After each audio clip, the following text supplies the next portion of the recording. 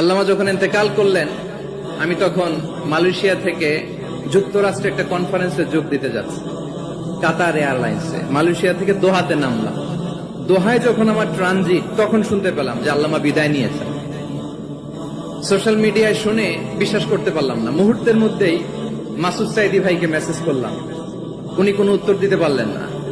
মাসুদ ভাইয়ের সাথে যখন কোলাকুলি করি, আমাদের শামীম ভাইয়ের সাথে যখন কোলাকুলি করি, মনে হচ্ছে আল্লামা সাইদির ঘ্রাণ পাই।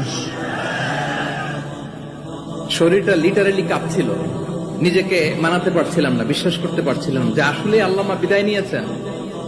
ইন দ্য মিন টাইম আমার সেকেন্ড ফ্লাইট, দোহা টু নিউ ইয়র্ক, 12 ঘন্টার ফ্লাইটে উঠলাম। ইন্টারনেট থেকে বিচ্ছিন্ন হলাম। নামার পরে শুনলাম আল্লাহু আকবার, যেখানে ওনাকে কবরস্থ করার কথা ছিল সেখানেও কবর দিতে দেয়া হয় নাই। ছবিগুলো দেখতে লাগলাম।